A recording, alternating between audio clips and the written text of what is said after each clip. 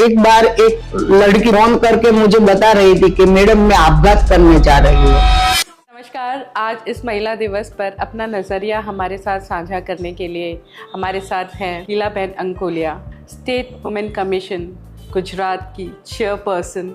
एक अलग नज़रिए के साथ यहाँ पर मैम हमारे साथ हैं। मैम धन्यवाद बहुत बहुत हमारे साथ जुड़ने के लिए, हमारे इस नज़रिए को, इस प्रोग्राम को सपोर्ट करने के लिए। मैम मैं आपसे जानना चाहती हूँ कि आपका सफ़र जो है state as a chairperson state women commission में बहुत लंबा रहा है। आपके पास बहुत सारी ऐसी महिलाएं आई होंगी जो अपनी समस्या लेकर आई हैं। बहुत सारी महिलाओं को आपने देखा होगा कि बहुत छोटी समस्या से लेकर बहुत बड़ी समस्या से वो खुद भी लड़ रही हैं और उनके परिवार के साथ भी लड़ रही हैं। तो आपको क्या लगता है कि एक नारी, एक वुमेन, एक महिला को क्या नज़रिया रखना चाहिए कि वो उसके लिए कोई समस्या बड़ी ना लगे? सबको नमस्कार। आज जो आपने नज़रिया प्रोग्राम रखा है तो मैं मानती हूँ कि स्त्री एक महिला है और महिला एज शक्ति है, लेकिन मेरा अनुभव ऐसा बोलता है कि अभी 50% महिलाएं जो अपना काम है वो कर सकती है, लेकिन 50% महिलाएं जो घर में काम करती है वो भी काम तो करती है, पर उसका जो प्रश्न है वो प्रश्न वो किसी को नहीं बता पाती। वो अपने घर में भी उसका शोषण होता है, बाहर भी शोषण होता है, और उसका कोई भी प्रश्न है तो वो अपने आप ही वो मन में दुखी होती है, लेकिन किसी को बताती नहीं है। मेरे पास अनेक प्रश्न आए हैं। मैं 14 साल से महिला आयोग की चेयरपर्सन हूँ और पूरे गुजरात की महिला का और पूरे राज्य की महिला का भी प्रश्न मेरे पास आता है। तो इसमें मैंने अनुभव किया है कि कभी कभी बहुत बड़ा प्रश्न हो जाता है, तब महिला आके मुझे बताती है। तब तक वो अंदर ही अंदर खा जाती है, उसको बता नहीं पाती, इसलिए उसका जो घर में व्यवहार है वो बहुत भयंकर हो जाता है कि उसका कोई रास्ता नहीं मिलता उसको। तब वो मेरे पास आती है। लास्ट जब मैंने महिला का एक प्रश्न देखा था, जो कि आज तो सरकार ने बहुत व्यवस्था किया है, लेकिन 2009 की मैं बात कर रही हूँ। एक बार एक लड़की मेरे पास आई थी, वो फ़ोन करके मुझे बता रही थी कि मैडम मैं आपघात करने जा रही हूँ। तो मैंने पूछा क्यों? तो उसने बोला कि नहीं, मैं घर पे नहीं रह पाऊँगी। तो मैंने उसका सब फ़ोन पे ही काउंसलिंग किया, तो मुझे पता चला कि उसका पति उसको छोड़ के चला गया था। तो मैंने उससे फ़ोन से ही बात शुरू किया, और एक फ़ोन से मैं 2 फ़ोन रखती हूँ हमेशा, और एक फ़ोन से मैंने पुलिस को बताया कि ये लड़की कैनाल पे खड़ी है और उसको पकड़ लो आप, नहीं तो अभी आपघात कर लेंगी। मैं आती हूँ पुलिस स्टेशन। तो 1:30 बजे मैं वहाँ गई, उस लड़की को समझाया कि आप क्यों आपघात करना चाहती है। तो वो बोली कि मेरे पति मुझे छोड़कर चले गए हैं, मेरे ससुर मुझे घर से निकाल दिया है, मुझे खाना नहीं दे रहा है, मैं बाहर 3 दिन से सो रही हूँ, पड़ोस के लोग मुझे खाना देते हैं। तब उसके सासू ससुरा को मैंने बुलाया और समझाया, पुलिस ने भी समझाया कि अभी जो इस लड़की पे कुछ भी हुआ तो आपकी जिम्मेदारी होगी, आपको जेल में जाना होगा, और उसको उसके घर पे छोड़ के आए कि उसका पति जब तक ना आए तब तक आपको कुछ बोलना नहीं है उसको। ऐसा बहुत प्रश्न होता था।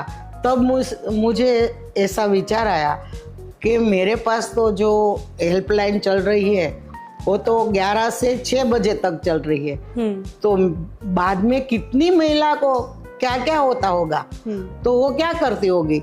तब मैंने हमारे प्रधानमंत्री मोदी साहब तब सीएम थे इधर। तो मैंने बात की है कि साहब मुझे 24 कलाक की हेल्पलाइन चाहिए।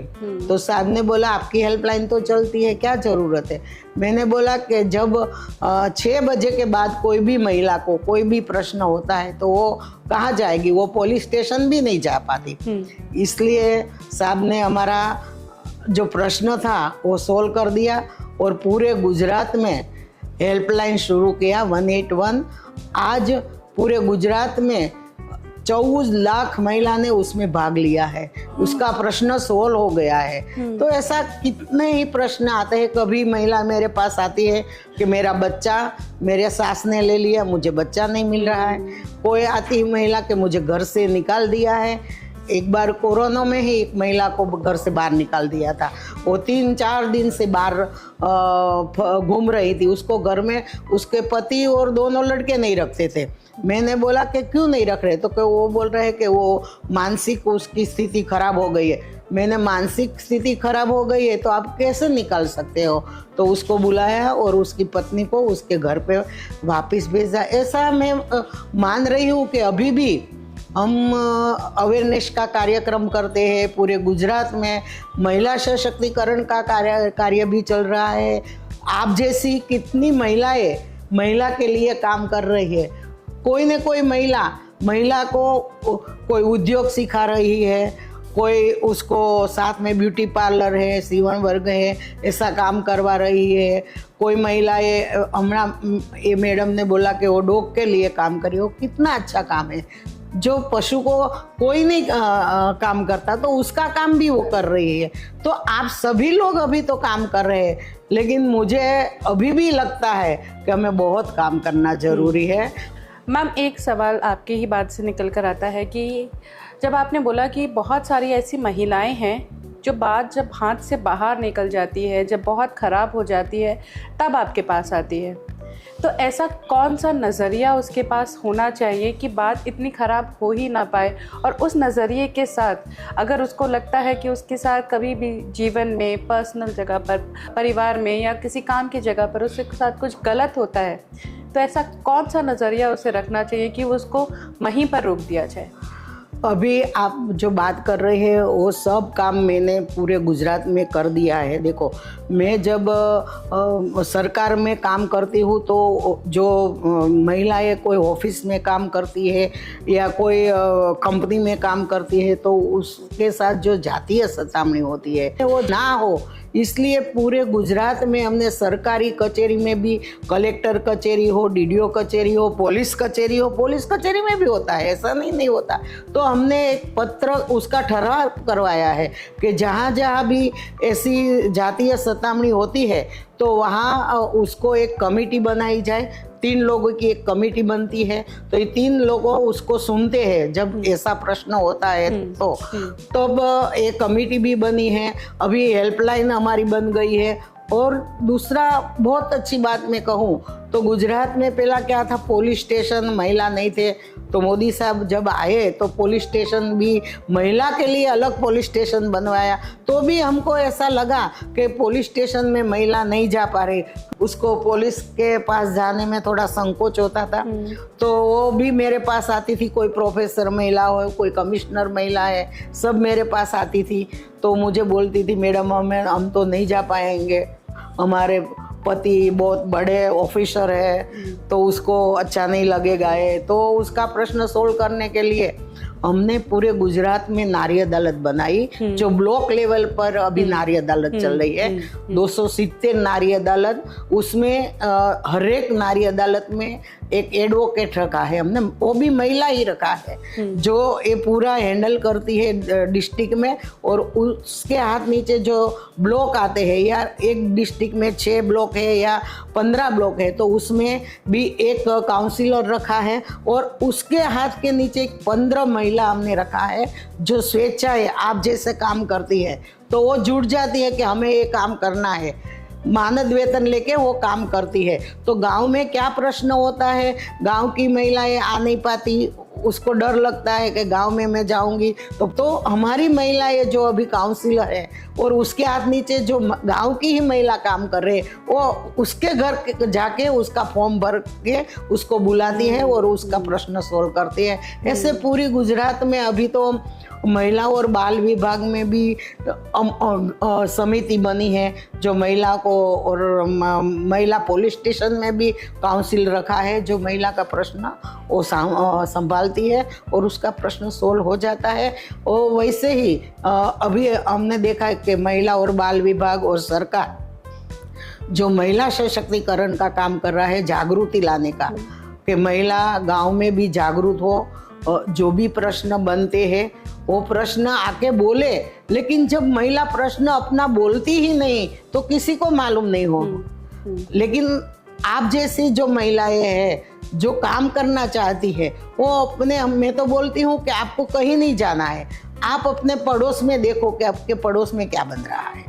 कभी कभी ऐसा होता है कि घर के व्यक्ति ही उसका शोषण करते हैं, अपने कोई मामा शोषण करते हैं, कोई पापा, कोई लड़की का पापा भी उसका शोषण करते हैं। तो ये सब कौन बताएगा? वो तो हमें ही बताना पड़ेगा ना। जो महिलाएं नहीं बताएगी, उसकी मम्मी नहीं बताएगी, तो कौन बताएगा? मैम, आज हमारा दुर्भाग्य ये है कि आज इस महिला दिवस पर हमें ये बात करनी पड़ रही है कि हमारे अपने ही हमारा शोषण करते हैं। मैं चाहती हूँ कि एक संदेश, कोई एक ऐसी बात जो आप हमारी महिलाओं से कर सकें या आने वाली जनरेशन लड़कियों से, बेटियों से कर सकें, कि अगर कोई भी ऐसा शोषण घर से शुरुआत होती है तो आपको किस तरीके से उसके खिलाफ खड़ा होना है। क्योंकि आपने इतने सालों में अपने अनुभव में देखा है कि इतना शोषण आजकल की महिलाएं सह रही हैं। वो हर एक महिला को आपने कभी ना कभी ये समझाया होगा कि बेटा उस वक्त पर रोक देती तो शायद आज यहाँ तक बात नहीं पड़ती। मैं चाहती हूँ कि इस महिला दिवस पर आप एक संदेश दें उन सब महिलाओं को जो या तो इस शोषण से गुजर चुकी हैं या गुजर रही हैं, या फिर उन बच्चियों को, उन बेटियों को जो कभी भी ऐसे शोषण को रूबरू आए तो उसको वहीं रोक दें। आपकी तरफ से इस महिला दिवस पर वो क्या संदेश होगा? आपने बोला कि घर में ही शोषण होता है, मैं इसलिए बता रही हूँ कि एक महिला मेरे पास, ऐसे तो महिला का मैं प्रश्न आपको बता रही हूँ कि वो आई थी अपनी 16 साल की लड़की को लेके मेरे पास आई थी और बोलती थी कि मैं कुछ नहीं बताऊंगी। तो मैंने बोला कि आप लेके क्यों आई हैं आपकी लड़की को? तो वो बोली कि वो आपको बताएंगी। तो मैंने लड़की को पूछा कि क्या प्रश्न है आपका? तो वो बोली कि मेरी मम्मी है तो मैं कैसे बताऊं आपको। मैंने उसकी मम्मी को बाहर बैठा दिया और लड़की को पूछा, तब लड़की ने बताया मुझे कि मेरी माँ मेरी है लेकिन मेरा पापा दूसरा है और मेरे पापा हर रोज मेरे साथ खराब काम करते हैं। तो मैंने बताया आपकी मम्मी नहीं है? तो उसने बोला हाँ मेरी मम्मी है घर में, लेकिन मेरी मम्मी को हर रोज वो दवा खिलवा देते हैं कोई न कोई का। तो मैंने बोला तो आप विरोध नहीं करती? नहीं, मैं विरोध करती तो मेरे पापा मेरी मम्मी को मार डालते। तो मैंने बोला आज तू क्यों आई? तो उसने बोला कि मैडम मैंने आपका पेपर में पढ़ा कि आप एक लड़की को बचाने के लिए गई थी, तो वो देखकर मैं आपके पास आई गई। मेरी मम्मी ने मैं बताया कि मुझे खाली मैडम को मिलना है। तो मुझे बहुत ख़राब लगा, एक माँ होकर अपनी बच्ची को नहीं बचा पाती और अपने पति को कुछ नहीं बोल पाती, तो उसमें महिला का ही दोष है ना। अपना जीवन अच्छा रखने के लिए आप अपनी लड़की का जीवन बिगाड़ रहे हैं। तो मैं उस लड़की को बोला कि आपको नहीं जाना पापा के पास, अभी आप मैं नारी सुरक्षा में आपको रखवा देती हूँ। वाइफ ने बोला नहीं मेरी लड़की तो मेरे साथ ही आएंगी। तो मैंने बोला कि कोई बात नहीं आप ले जाओ, लेकिन आज आपके घर पे मैं CID बैठा दूंगी, जो कुछ भी होगा तो आपको जेल में जाना पड़ेगा, आपका पति तो बाद में जाएगा। तो ऐसा कितना प्रश्न है जो घर पे ऐसा हो रहा है। तो मैं तो ये बताना चाहती हूँ कि हर एक महिला जो अपने घर परिवार का ख्याल रखे। हमको तो मालूम हो जाता है घर में क्या कुछ होता है, हमारी तो आंखें ही ऐसी है, हमारी नजरिया ऐसी है कि कुछ भी होता है तो हमको तो मालूम हो ही जाता है। बिल्कुल, मैं यही बात करने वाली थी आपसे कि अगर महिलाओं को सपोर्ट करना चाहिए, उनको बढ़ावा देना चाहिए, उनको सुरक्षित महसूस कराना चाहिए समाज में। क्योंकि सदियों से चला आ रहा है कि पुरुष प्रधान समाज रहा है, पुरुषों ने कहीं ना कहीं महिलाओं को दबाया ही है। वक्त बदल रहा है, समाज बदल रहा है, आज की जो नई पीढ़ी नई सोच रख रही है, नहीं दब रही है, पर बहुत कम प्रतिशत में। मेरा एक आखिरी सवाल है आपसे, इतने सालों से आप काम कर रहे हैं, इतने सालों से आप महिलाओं के उत्थान में, महिलाओं को आगे बढ़ाने में काम कर रहे हैं, आपको क्या लगता है कि जितने आपने आज तक स्टेप्स लिए या जितने आज तक आपने प्रोग्राम चलाए, उसके बाद महिलाओं पे अत्याचार कम हुआ है या बढ़ा है? क्या जो पहले ज़्यादा होता था या आज ज़्यादा हो रहा है? जब मैं आयोग में आई तब मुझे मालूम हुआ कि बहुत प्रश्न आ रहे थे लेडीज़ का, और तब मैंने बहुत काम किया पूरे गुजरात में महिला सशक्तिकरण को। उसको पहले उसको मालूम ही नहीं थे कि अपने लिए कायदा कौन सा बना है। तो उसको कायदे का ज्ञान देने का मैंने पूरे गुजरात में काम किया। हर साल मैं 70-80 ऐसा कैंप लगाती थी महिला के लिए कि भाई अपना कायदा क्या है वो पहले सीखो। तो तब महिला मुझे बोलती थी कि हमें कायदा सीखने की क्या ज़रूरत है, हमारे घर में तो ऐसा कुछ चलता नहीं, कायदा को कुछ मानता नहीं। जो पुरुष हम कुछ बोलते हैं तो पुरुष को तो हमको लाफा मार देते हैं, हमको घर से निकाल देते हैं। तब ऐसी बात होती थी, लेकिन आज मुझे बहुत पूरा विश्वास है कि आज महिला इतनी तो सीख गई है कि अपना सामना वो कर रही है। 25% महिला अभी नहीं कर रही है, 25% की बात कर रही हूँ, लेकिन 75% महिलाएं अभी बाहर आ गई है। और पूरे गुजरात में जो भी बनता है, और अभी जो मैंने बताया कि हमने जो अलग अलग आयामों रखा है, वो आयामों को वो पढ़ती है, पुस्तिका पढ़ती है, पिक्चर देखती है, और कभी कभी वो प्रोग्राम में भी आती है। अभी पहले हम जब प्रोग्राम करते तो 25 महिला सामने नहीं बैठती थी। अभी हम जो डिस्ट्रिक्ट पे लेवल पे प्रोग्राम करते हैं तो 500 महिला आ जाती है। वो कुछ सुनने के लिए आती है, कुछ सीखने के लिए आती है। हर एक यूनिवर्सिटी में प्रोग्राम किया है।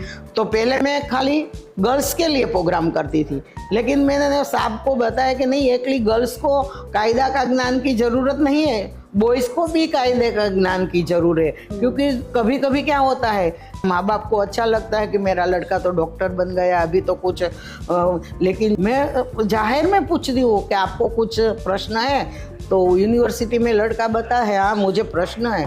तो मैंने बोला क्या प्रश्न है? तो कोई बोला कि एक लड़की के साथ मेरा अफेयर चल रहा है, मैं लव करता हूँ मैं। तो मैं बोला कि तो क्या अभी क्या प्रश्न है? तो वो ना बोलती है, लड़की अभी लग्न करने की ना बोल रही है। तो मैं पूछती हूँ क्यों? तो उसके माँ बाप ना बोलते हैं, इसलिए वो अभी 5 साल से मैं उसके साथ रिलेशन में हूँ। तो मैंने बताया कि उसके माँ बाप को समझाओ आप। तो बोले कि नहीं समझ रहे, अगर वो नहीं समझ पाए तो मैं मर जाऊंगा। और देखो 8 दिन के बाद मैंने देखा वो लड़का मर गया हॉस्टल में। तो मैं साहब को बोला कि नहीं, अभी तो मुझे पूरे गुजरात में यूनिवर्सिटी में वर्कशॉप करना है। तो मैं 500 लड़कियां और 500 लड़कों साथ में रख के मैं प्रोग्राम करती थी। तो उसमें बहुत अवेयरनेस आई गई। और फॉरेंसिक यूनिवर्सिटी है, निर्मा यूनिवर्सिटी है, बड़ी बड़ी यूनिवर्सिटी में लड़का बोलने लगा कि नहीं मैडम आप जरूर दर महीने आना हमारे पास, हमें कुछ सीखना है। तो अभी लड़के में भी हिम्मत आ गई कि नहीं। मैंने बोला कि मैं खाली लड़कियों को ही नहीं प्रोत्साहित करती, हाँ मैं महिला आयोग की चेयरपर्सन जरूर हूँ, पर जब लड़की भी अगर खोटी है तो मैं उसको मदद नहीं करती, मैं लड़के को मदद करती हूँ। तो ये भी हमें देखना है कि अभी समानता लाने की हम जो बात कर रहे हैं कि महिला समानता, पुरुष के खभे खभा मिला के हमें काम करना है, वो जरूर काम करने का है। लेकिन कभी कभी लड़कियां भी बहक जाती है, तो उसको भी मात होने के नाते हमें उसको थोड़ा ख्याल रखना पड़ेगा, क्योंकि लड़का ही खराब होता है ऐसा नहीं मेरा मानना है। मैम आज आपने बहुत अच्छी एक बात कही है जो मैं आज आपके नज़रिए के साथ लेकर जाऊंगी।